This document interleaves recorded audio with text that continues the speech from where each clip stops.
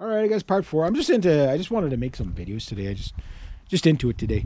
Um, yeah. So I guess the last part is, I don't know what my motorcycling festivities or career or whatever you want to call it. It's not really a career. It's just my enjoyment, my enthusiasm. I've always been in motorcycles my entire life. But I will say this. I want to get into, obviously living up here, the smartest next bike to buy would be fix this up and then buy a dirt bike. Obviously I'm going to get a dirt bike at some point. Why? Because I can use it on a daily basis. I don't have to worry about track fees and all that stuff. I got, all the family land. I got like 200 some odd acres to play around on. So, you know what I mean? And plus there's guys around here, they have their own like, gravel pits to run and everything like that. So you get what I'm getting at. Like that would make a good sense. But I also live an hour and a half from the largest racetrack in Canada, which does track days. Now, a track day, renting one of their bikes, I'm probably looking anywhere between $400 and $700. So that would definitely not be something you could do very often, right?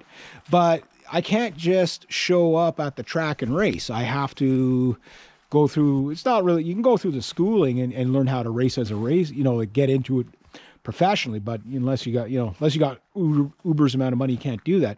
But what I can do is I can show up, do a couple of track days, run their bikes, okay, maybe for the first track day, and then show up with mine, because the rental fee is about $300 or $400 just for the bike, right? So you cut that down right away, and then once you're no longer require the instructor on the track, then your fees might go down to like $200 or something like that. So my goal is to only do about 4 or 5 track days a year at best. You know what I mean? Maybe 2. Now, that said, is it worth it to spend a lot of money for 2 days, 2 track days a year? Probably not. You know what I mean? So I don't need an $8,000 track bike. But that said, if you're doing it year after year after year, then no problem. So my goals are this. For toys, I'm 47 years old. My midlife crisis has to involve something really fun. So if you want to call it a crisis, by crisis, I can't afford all the crazy things I want to do. So I want a track bike. I want a drag bike, need the dirt bike, I want the street bike. Okay, so there's 4 motorcycles. Then I want a dragster, like an all-out dragster, you know what I mean? And that would be, that again, and maybe a race car. Once I have that, then it's just like, you just cycle them, okay? You come up with a plan, okay, here's my budget, my racing budget for the year, unless you're lucky enough to get sponsorship.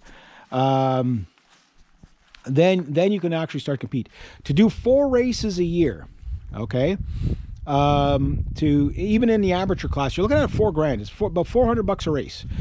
For $4,000, you can do 4 race days or 10 race days for $4,000. Now you'd say that's the purse. That's the, I guess, the liability, the purse, and everything like that. So, yeah, you could do that. You'd say, well, that's you can't afford that. Whatever. That's crazy. Yeah, if you're competing, yeah, that's not crazy. But if you're just having fun, yeah, the track days it is. A track day is not really racing per se, unless you get like a little grudge match between some fellow riders. Say, hey, okay, when you're out there, we'll start at the same time. Let's, compete, whatever, like just between you and maybe 2 other guys. You know what I mean? Okay, 2 or 3 other guys. Okay, you can call that a race because you're going to race per se.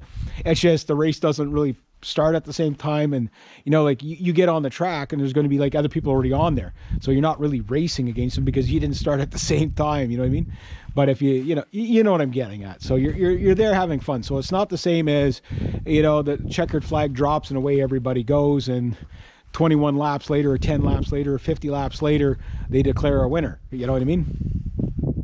So that's kind of what I'm up against. So for next year, track days would be what I'm focusing on, unless I get like independently wealthy between now and then, which I'm not going to say it's not going to happen, but if I was a betting man, I'm going to say it's probably not going to happen.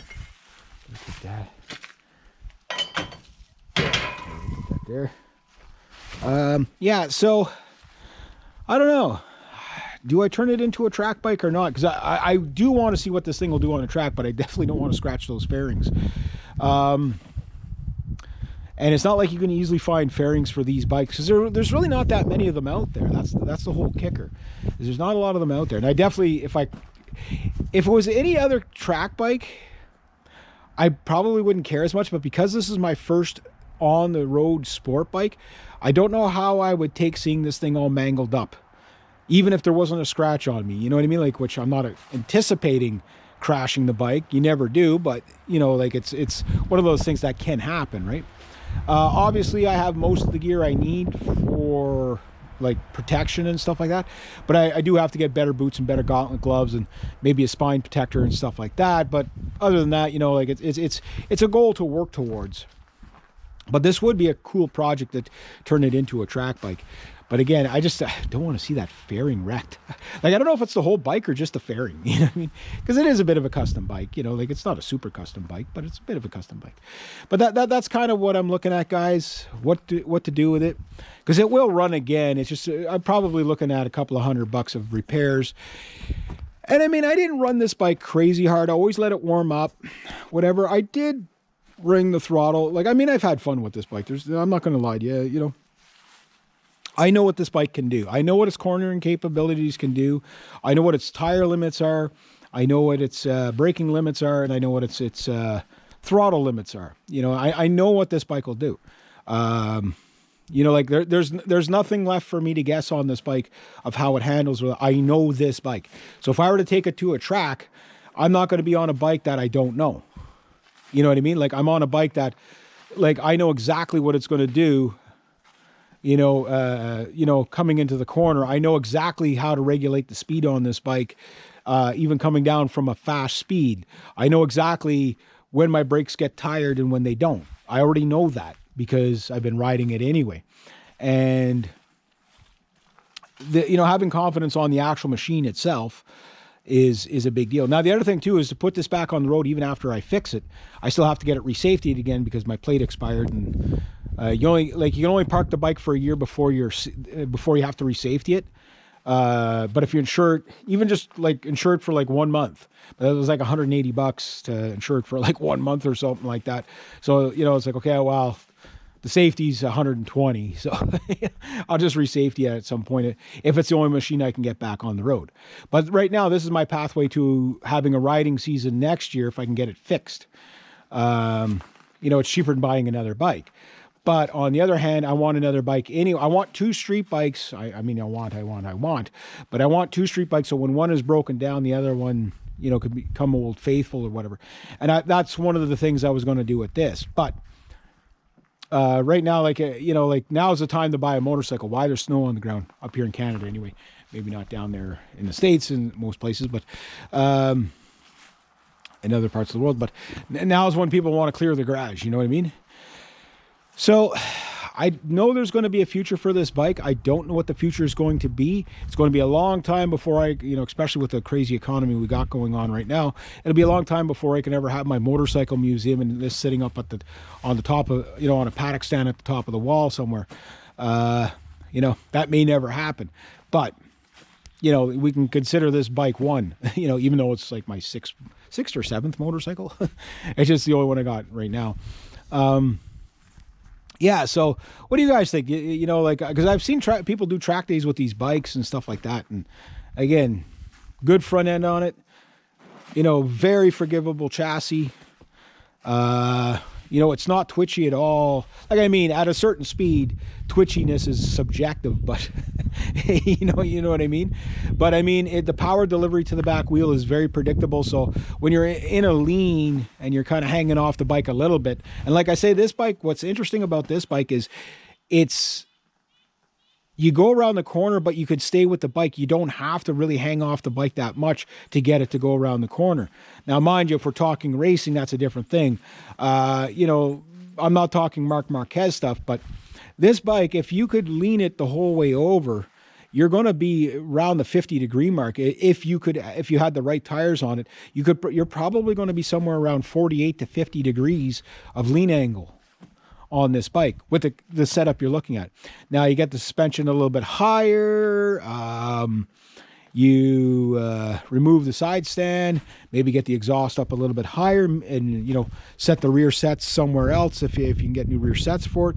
Maybe, yeah, you can get more of a, you know, lean angle than that. But, I mean, there's not a track in the world that, you know, that you won't be able to go. It's not a MotoGP bike, but you're already starting off with 374-pound empty weight. It doesn't get much better than that. You know what I mean? Like that's one nice thing about this bike. It handles it's light like a 300cc bike, you know, but yet like it's a wonderful machine. It really is. So yeah, I don't know. Do I put more money into it? Leave it as a super stock? If I could find fairings for it, that would be cool, especially if you can lighten it down a bit. But I mean, just think about this. It's already at 374 pounds, not including, you know, fuel and you know, like the, you know, the rad and all that stuff. But you're at 374 pounds, and you could still take weight off of this thing. And if you can get it down to 350 pounds, it's a MotoGP bike, right? So, I mean, if you take the HP4 race, how am I doing for time? Well, I'll have to wrap it up on that. But the HP4 race, I mean, that bike is 350 pounds. It's carbon fiber this, carbon fiber that.